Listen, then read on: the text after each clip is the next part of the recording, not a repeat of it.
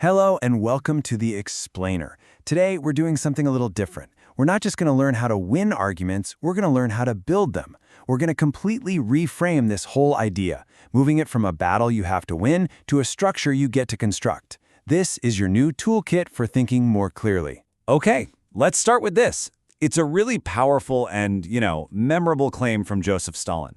It's punchy, it's super confident, and it definitely makes a point.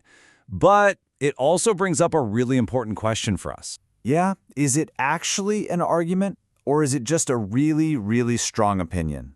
You see, we throw around the word argument all the time to mean any kind of disagreement.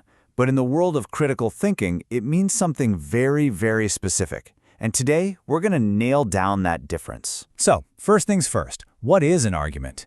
Well, for starters, forget the idea of a fight or shouting match. In critical thinking, an argument is this structured, logical process. It's all about reasoning and persuading, building a solid case, not just, winning a fight. Okay, so at its absolute core, every real argument has two key parts. First, you've got the conclusion. That's the main point, what you're trying to prove. And then you have the reasons. That's the why, the evidence you're providing to convince me that your conclusion is actually sound. And right here, this is the crucial difference.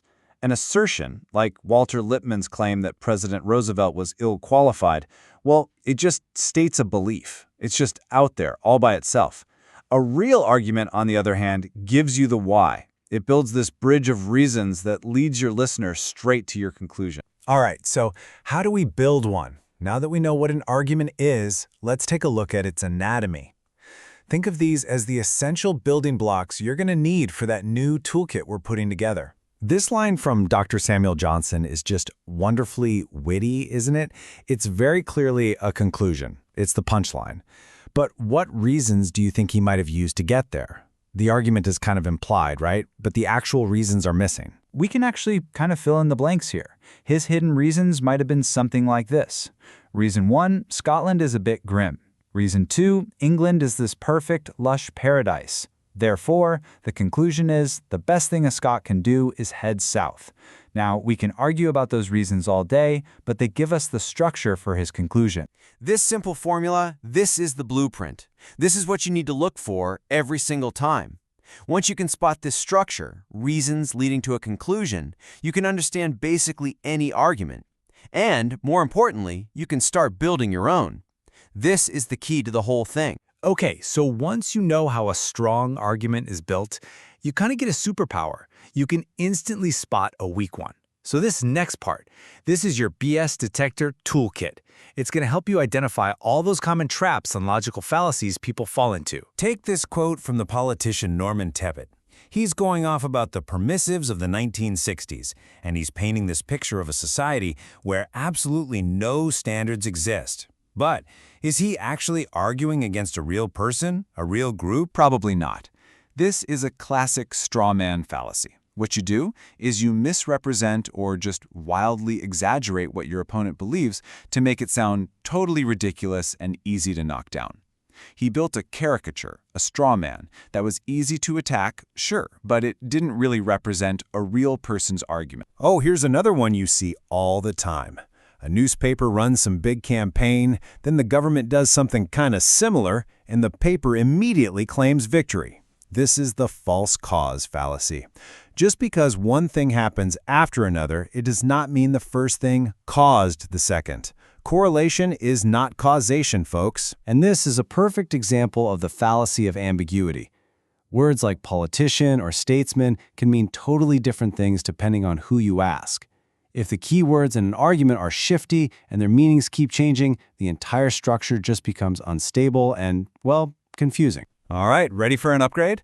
The really great argument builders, they add another tool to their kit. It's a more advanced technique, but it makes their case so much more powerful and persuasive. This right here is the power up. It's how you go from a good argument to a great one. The secret is to first show that you actually understand the other side. Acknowledge one of their valid points before you introduce your own. It just shows that you're fair-minded, and it makes your audience way more likely to listen. And here is a total masterclass in how to do it. Just notice how Queen Elizabeth II starts here. She doesn't just launch into her own point. She first acknowledges the counterposition, that virtue isn't only for people of faith. Only then does she pivot to her own claim. Let's just break down her method. It's so good. She acknowledges the other side, she introduces her counterclaim with that little word yet, and then she provides a piece of evidence, the Pope's visit, to back it up. The result isn't just an argument, it's this balanced, thoughtful, and way more persuasive piece of reasoning. So, we've built our toolkit, we can construct arguments, we can spot the flaws. But why does any of this really matter? I mean, the goal isn't just about winning debates online, right?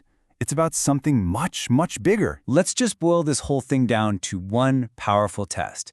Imagine the entire world, all of mankind, holds one single opinion, except for just one lone individual. Does the majority have the right to silence that one voice? The philosopher John Stuart Mill argued, absolutely not. Because good argumentation, it isn't about shutting people down. It's about the exact opposite. It's about making sure that all ideas, even the unpopular ones, can be heard and tested and debated in our search for a clearer truth. And that, right there, is the ultimate point.